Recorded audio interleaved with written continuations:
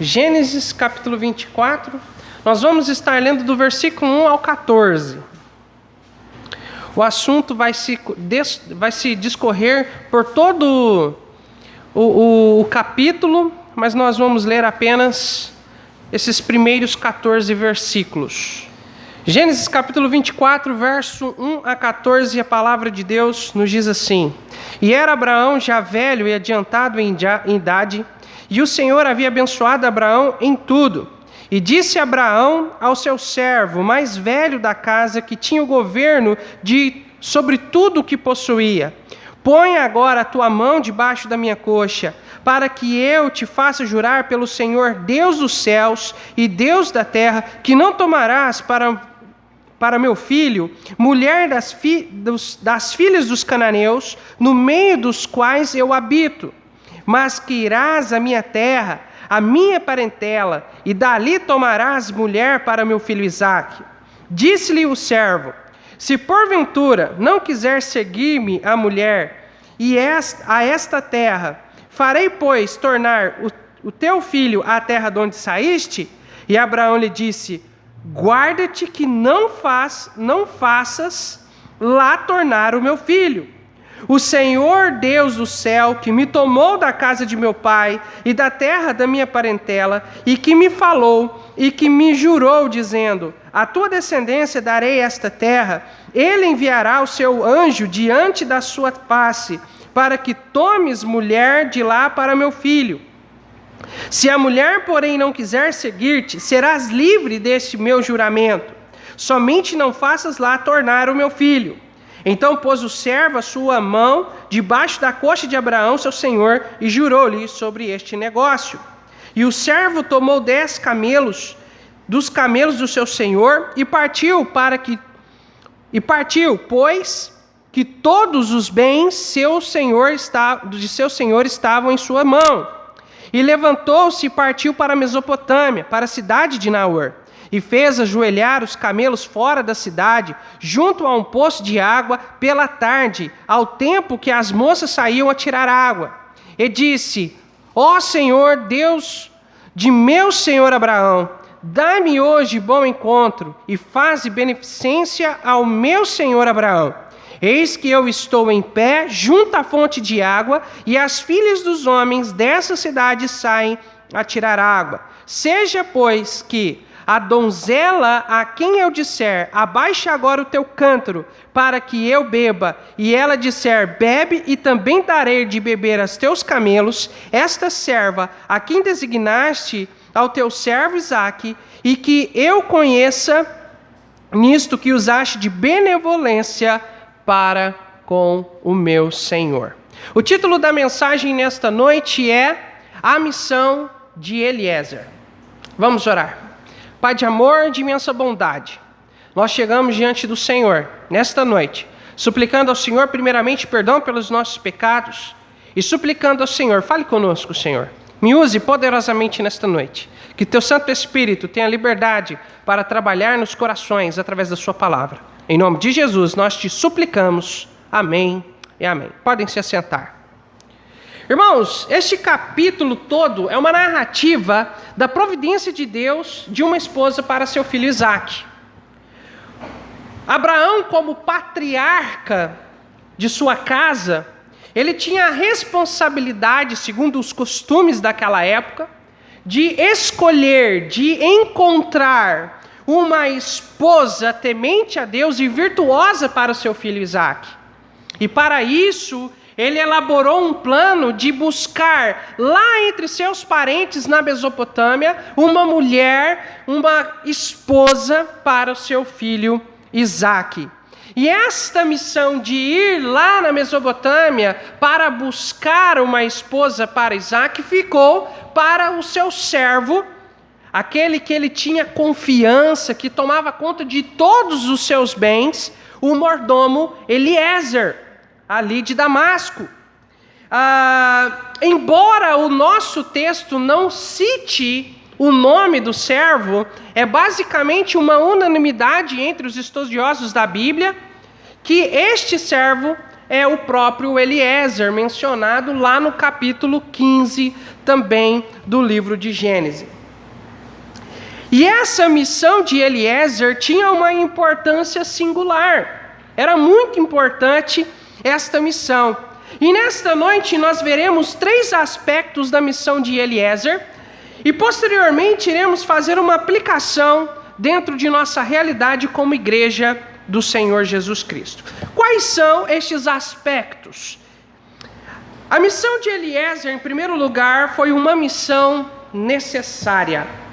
Irmãos, quando nós estudamos a Bíblia, quando você vai lá e estuda sobre as promessas que Deus fez para Abraão, nós podemos ver que Deus fez 3 promessas para Abraão. Lá em Gênesis 2:7, por exemplo, o Senhor Deus prometeu terra para Abraão. Lá em Gênesis 2:7, a Bíblia diz assim: E apareceu o Senhor a Abraão e disse: A tua descendência darei esta terra. E edificou ali um altar ao Senhor que lhe aparecera. Também o Senhor Deus prometeu descendência para Abraão. Lembra que Sara era estéril? Teve até um desvio do percurso aí, que Abraão acabou tendo um filho com a serva de Sara, né? E que veio a se chamar Ismael, mas Deus deixou muito claro que não era Ismael o filho da promessa, aquele quem iria herdar, né, a herança de Abraão e assim, por meio dele, Deus cumprir as promessas feitas a Abraão. Mas foi por meio do seu filho, Isaque, filho de sua velhice, da velhice de Sara, que Deus iria cumprir a promessa de dar descendência. E essa promessa se cumpriu a partir do nascimento de Isaque. Lá em Gênesis 15:5, a Bíblia diz assim: Então o levou fora e disse: Olha agora para os céus e conta as estrelas, se as pode contar. E disse-lhe: Assim será a sua descendência. Então Deus promete terra, Deus promete descendência e Deus promete também bênçãos celestiais para Abraão. E não somente Abraão, mas a todas as famílias da terra também seriam abençoadas por meio de Abraão. Gênesis 12:3 diz: E abençoarei os que te abençoarem, e amaldiçoarei os que te amaldiçoarem. Em ti serão benditas todas as famílias da terra. Irmãos, todas essas promessas nós sabemos que elas se cumpriram. A promessa da descendência começa a se cumprir com Isaque.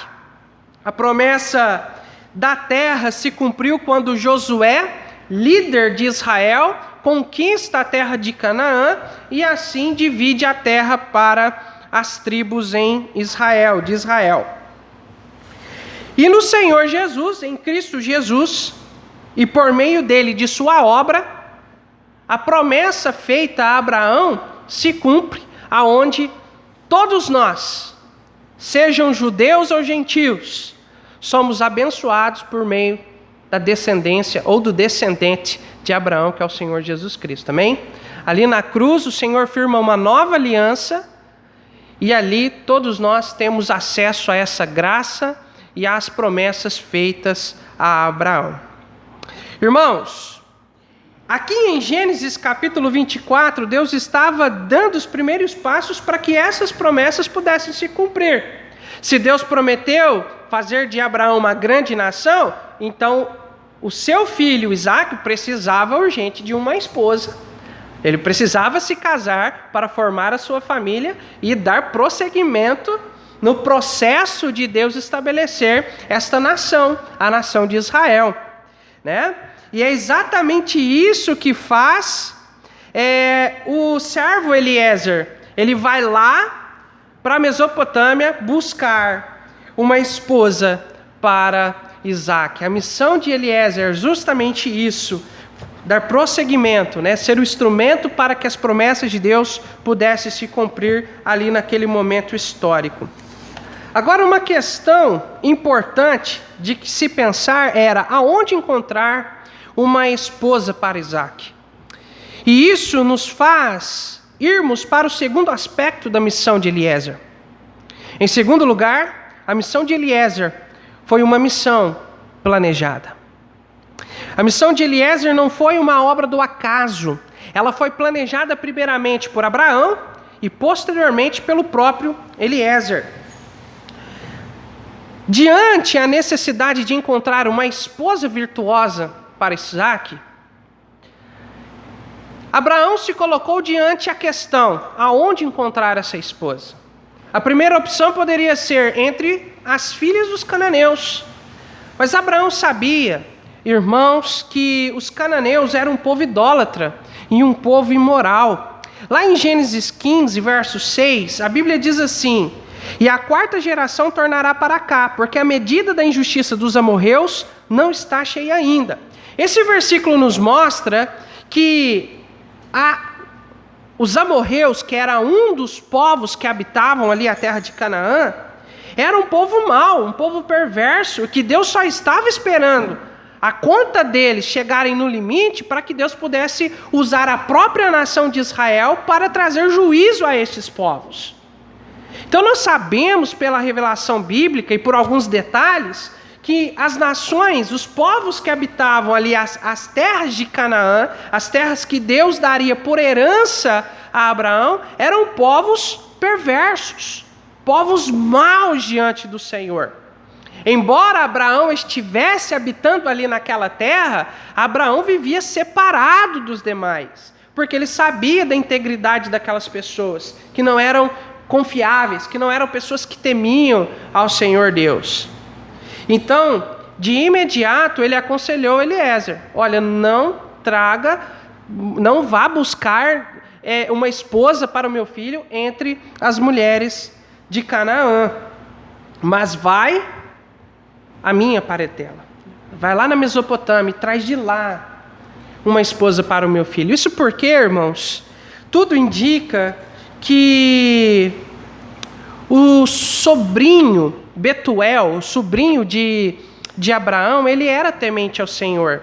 Lá no versículo, deixa eu achar aqui rapidinho, lá no versículo, acho que é o versículo 50 do nosso texto, versículo 50, eu não anotei aqui, mas no versículo 50, nós podemos ver que Betuel, aparentemente, era temente ao Senhor. O texto diz assim: então responderam Labão e Betuel e disseram: do Senhor procedeu este negócio, não podemos falar-te mal ou bem.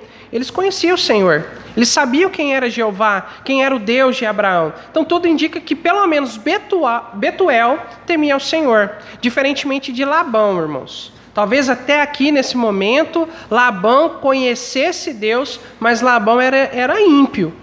Labão era um homem avarento. Depois, lá na frente, quando o filho de Isaque, Jacó, vai lá buscar uma esposa entre os parentes de sua mãe, ele encontra Labão e quando eles vão fugir de lá, né, Raquel, ela rouba o que do seu pai? Os ídolos do seu pai. Então Labão era um ímpio, era alguém que não temia a Deus, mas talvez Betuel fosse um homem temente ao Senhor nesse momento aqui da história. Isso porque, irmãos, Abraão sabia que para que Isaque não pudesse estar em um jugo desigual, precisava ser uma mulher que temesse a Deus, que amava a Deus, para que eles pudessem ter um bom casamento. E nesse sentido, irmãos, nós podemos ver um planejamento por parte de Abraão com relação a essa missão de Eliezer. Mas também nós podemos ver um planejamento por parte do próprio Eliezer. Quando ele chega lá na Mesopotâmia, na cidade aonde Naor, irmão de Abraão, morou, ele chega e para junto a um poço. Irmãos, não é por acaso que eles param ali, não. Que ele para por ali, não. Ele tem uma estratégia ali. Porque, de acordo com a cultura, era ali que as moças vinham para buscar a água, para descendentar as suas famílias. Eram as moças que tinham esse papel. Então ele falou assim, se eu vou achar uma esposa, certamente vai ser aqui. Mas havia uma outra estratégia ainda, aonde a segunda parte do plano, que era, ao apresentar uma moça, ele iria pedir o quê? Ele ia pedir água. E se essa moça descesse dos seus ombros, do seu cântaro, desse água para ele e voluntariamente oferecesse também água aos camelos de Eliezer, essa seria a moça que era escolhida pelo Senhor. Irmãos, isso não foi por acaso também não. Porque Eliezer estava procurando uma moça valorosa, uma moça que não tinha preguiça, uma moça que seria uma boa esposa. Amém ou não? Que seria uma boa esposa para Isaac. Então ele tinha até uma estratégia com relação a isso. Porque se ela tivesse todo esse trabalho de descer seu cântaro cheio de água, me dar água, e lá tirar água quantas vezes for necessário para os camelos beber. E ó, irmão, que camelo bebe água. Não é igual cavalo, não, igual vaca, não. Eles bebem muita água para suportar aquele deserto, muitos dias sem beber água. Eles bebem muito. Então deu trabalho para a moça.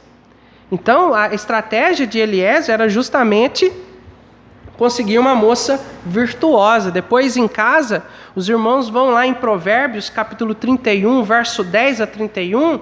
Ali você vai encontrar as qualidades de uma mulher virtuosa. Essas evidências nos mostram, irmãos, que tanto Abraão quanto Eliezer, eles planejaram essa missão de ir buscar uma esposa para Isaac. O terceiro e último aspecto da missão de Eliezer é que essa missão foi uma missão coroada. Quando eu digo coroada, eu estou querendo dizer coroada de êxito, bem-sucedida. Isso porque antes de qualquer coisa, irmãos, Eliezer, ele chegou lá, a primeira coisa que ele fez, né, assim que ele terminou todo aquele planejamento do que fazer, ele chegou diante de Deus, ele orou, entregou o seu plano ao Senhor e disse, Senhor, isso aqui é o Senhor que está no controle de tudo, o Senhor que me trouxe até aqui. Então, Senhor, que essa missão seja bem sucedida. Faça a obra do Senhor. Faça o que for necessário para que eu possa achar a esposa para o filho do meu Senhor. Que o Senhor demonstre sua benevolência, que o Senhor demonstre sua misericórdia. E assim foi. E assim foi. Nós podemos ver que pelo fato dele ter entregue isso nas mãos de Deus e ter confiado no Senhor, ele teve uma missão bem sucedida. Mas, amados irmãos, eu quero chamar a sua atenção para essa missão de Eliezer no seguinte aspecto. Naquele momento da história, aquele casamento entre Isaac e Rebeca não era qualquer casamento, apesar que todo casamento é especial para Deus, mas não era qualquer casamento, era um casamento especial. Irmãos, aquela união, aquela missão de Eliezer buscar uma esposa para o filho de Isaac era a realização ou o cumprimento da obra de Deus naquele momento da história. A obra de Deus naquele momento era o casamento ou buscar uma esposa para Isaac. O casamento ali, aquela união, era a obra de Deus. Assim como hoje a obra de Deus é pregar o Evangelho, é estabelecer novas igrejas. Por exemplo, vamos supor aqui que a igreja decide fazer uma grande reforma aqui no prédio. Então toda a igreja começa a se mobilizar para fazermos a reforma. Durante um determinado tempo, o foco da igreja vai ser a reforma. A reforma da igreja seria a obra de Deus naquele momento, o foco da igreja com relação a isso. Naquele momento, o foco de Deus era com relação a essa união. Então, num certo sentido, a obra de Deus era aquele casamento. Por que eu estou dizendo isso? Porque nós estamos aqui nesse texto diante de um quadro bíblico. Logicamente, se você pegar esse texto de Gênesis capítulo 24, Deus pode falar com você de diversas maneiras. Porque a Bíblia é viva e eficaz, amém ou não, irmãos? A Bíblia é viva e eficaz e ela penetra nos nossos corações. Você pode pegar esse capítulo 24 aqui e ler umas 100 vezes. Praticamente todas as 100 vezes, toda vez que você abrir a Bíblia e ler esse texto, e estudar esse texto, Deus vai falar com você de uma maneira diferente. Porque a Bíblia ela é viva e eficaz. Deus sabe as suas necessidades e Ele usa a sua palavra para falar conosco. Mas, irmãos, esse texto, ele tem uma representação ímpar para nós, que eu acredito que, na essência, é isso que Deus tem a nos ensinar com relação a esse texto. Nós estamos diante de um quadro bíblico. A missão de Eliezer tipifica a nossa missão de ir ao mundo para trazer almas para o Senhor Jesus Cristo. Abraão tipifica o Senhor Deus Pai. Isaac tipifica o Senhor Jesus Cristo. E o servo Eliezer tipifica nós, crentes no Senhor Jesus, com a missão de buscar almas para que a noiva de Cristo esteja completa quando o Senhor Jesus Cristo vier arrebatar a igreja. Em vários lugares das Escrituras, a igreja é comparada a uma noiva que está sendo preparada para o seu noivo, que é Cristo. Em Apocalipse, capítulo 19, verso 7, a Bíblia nos diz o seguinte: regozijemo-nos e alegremos, e demo-lhes glória, porque vindas são as bodas do Cordeiro, e já a sua esposa se aprontou. Irmãos, como servos do Senhor Jesus Cristo, nós temos a imprescindível missão de trazer almas ao Senhor Jesus Cristo. Essa é a missão da igreja. Abraão ali dá a ordem para o seu servo ir buscar uma esposa para o seu filho. E a palavra de Deus, o Senhor Jesus Cristo, nosso Senhor e Salvador, nos dá a missão de irmos ao mundo para trazermos almas para o Senhor Jesus Cristo. Amém ou não, irmãos? Lá em Mateus capítulo 28, versículo 19 e 20, um dos textos áureos com relação a missões, a Bíblia nos diz o seguinte: portanto, ide, fazei discípulos de todas as nações, batizando-os em nome do Pai, do Filho e do Espírito Santo, ensinando-os a guardar todas as coisas que eu vos tenho mandado. E eis que estou convosco todos os dias, até a consumação dos séculos. Amém. Lucas capítulo 14, verso 23, na parábola que o Senhor Jesus conta sobre as bodas e os convidados, diz assim: e disse o Senhor ao servo: sai pelos caminhos e valados, e força-os a entrar, para que a minha casa se encha. Irmãos, esta missão tem os mesmos aspectos da missão de Eliezer. Assim como a missão de Eliezer era uma missão necessária para a realização da obra de Deus naquele momento da história, a nossa missão é uma missão necessária. Nós precisamos estar conscientes com relação à condição espiritual do pecador sem Cristo. Lembra que nós falamos na escola bíblica dominical que a condição do pecador sem Cristo é como se ele estivesse sobre o inferno, pendurado por um fio de seda que a qualquer momento vai se romper.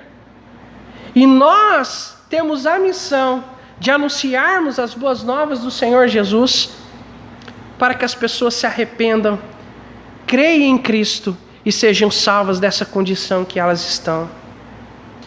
Irmãos, nós precisamos ser conscientes da realidade do inferno. Nós nos esquecemos, irmãos, no nosso dia a dia dessa realidade. Talvez você lá no seu trabalho, lá nos seus estudos, você tem contato com muitas pessoas. Pare uma hora e comece a observar. E ao invés de olhar colegas de trabalho ou colegas de escola, comece a olhar almas preciosas para Deus. Que você vai mudar a sua forma de pensar. Deus vai trabalhar no seu coração para que você fale mais de Jesus. E quando eu falo de Jesus, irmãos, quando eu digo com relação a falar de Jesus, eu não estou dizendo apenas de convidar para a igreja, isso é muito importante, mas nós precisamos testificar, precisamos falar do amor de Deus. E não somente falar, mas nós também precisamos enviar pessoas, amém? Deus quer usar a mim e a você para que almas sejam salvas, para que almas sejam alcançadas. E Deus vai nos usar, irmãos. Os anjos, a Bíblia diz que os anjos bem atentam para essa missão. Eles queriam fazer isso, mas Deus não deixou. Deus deu essa missão para nós. E nós precisamos obedecer esta missão, cumprir essa missão e ir até onde estão as almas e falar do amor de Deus para estas pessoas. O Senhor Jesus, lá em João 9,4, ele vira para Pedro diante de uma pergunta que eu acho que foi uma pergunta idiota por parte de Pedro. Jesus responde da seguinte maneira: convém que eu faça as obras daquele que me enviou enquanto é dia. A noite vem, quando ninguém pode trabalhar. Precisamos falar do amor de Deus para as pessoas enquanto é dia, irmãos, enquanto nós podemos falar, enquanto há oportunidade das pessoas ouvirem, porque vai chegar um momento que vai ser tarde demais.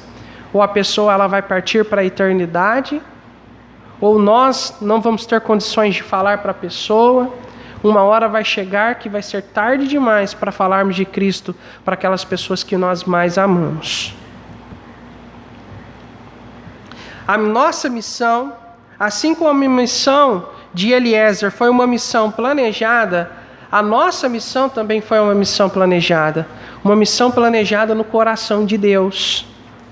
Hebreus capítulo 4, verso 3 diz assim: porque nós, os que temos crido, entramos no repouso, tal como disse, assim jurei na minha ira, que não entrarão no meu repouso, embora as suas obras estivessem acabadas desde a fundação do mundo.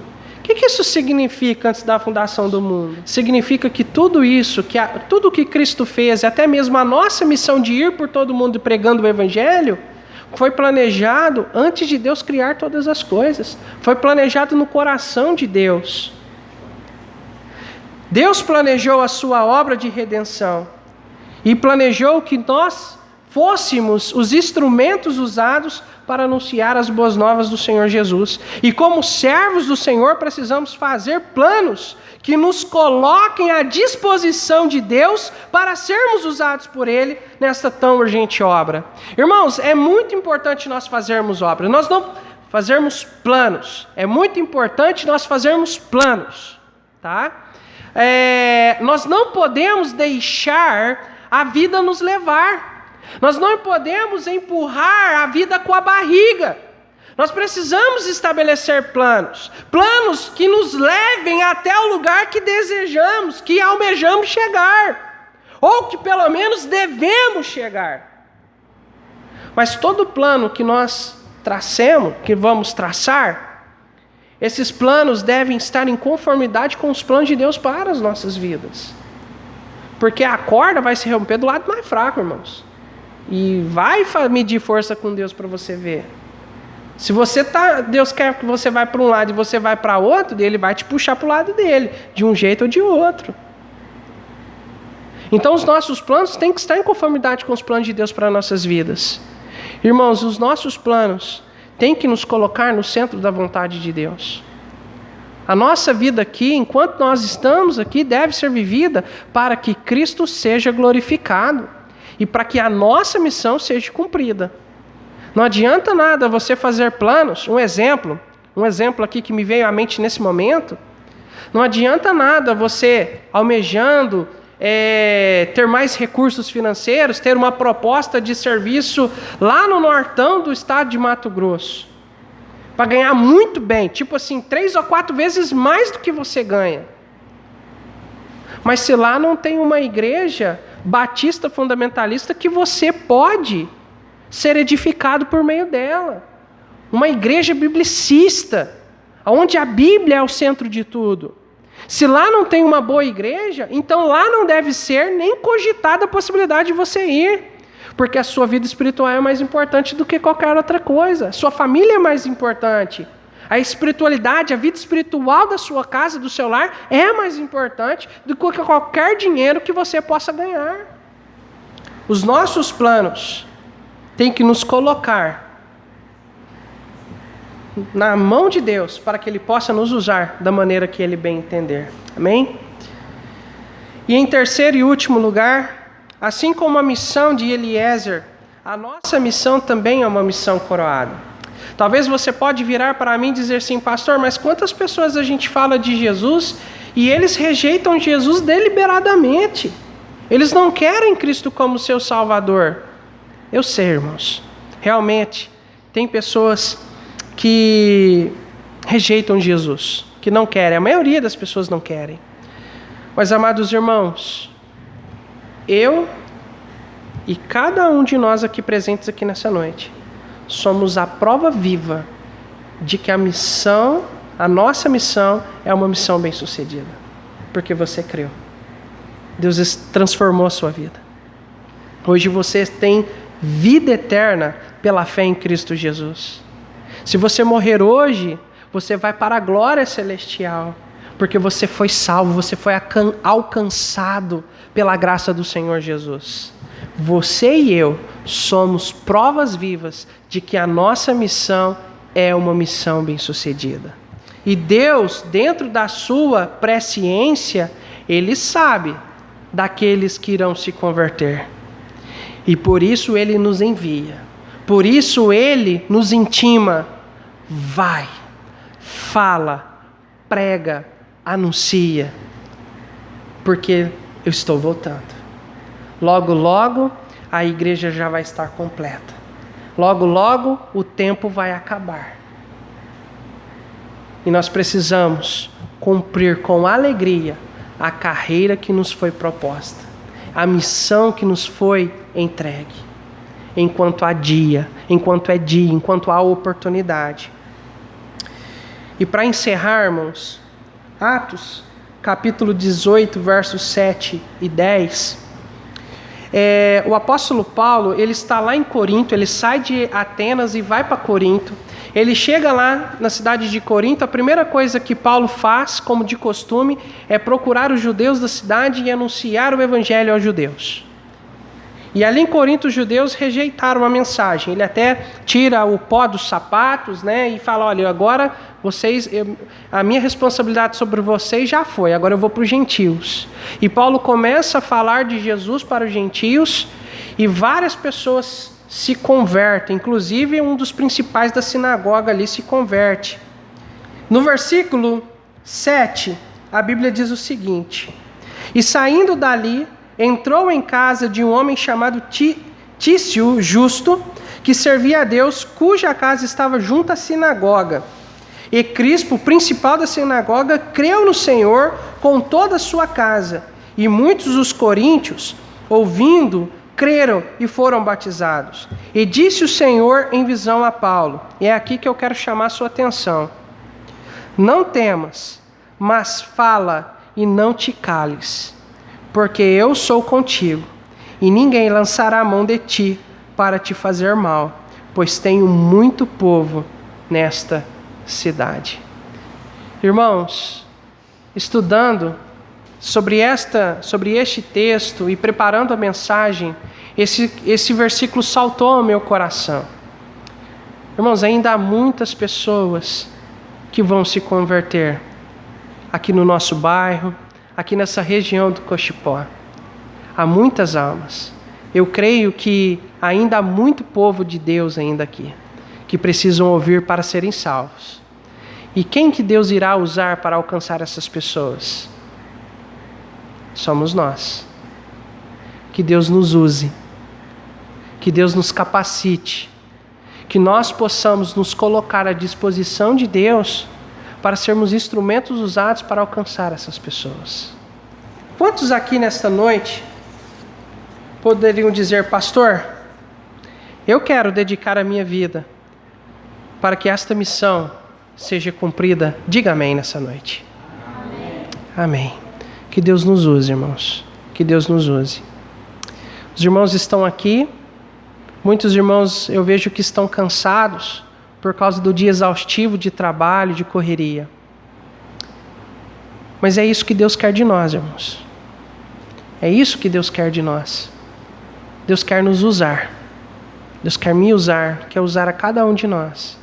Que nos coloquemos à disposição dEle, para que a obra de Deus possa se cumprir, para que as promessas de Deus continuem se cumprindo, para que a nossa missão continue sendo coroada de êxito, como tem sido. Amém? Que Deus nos abençoe. Vamos lá.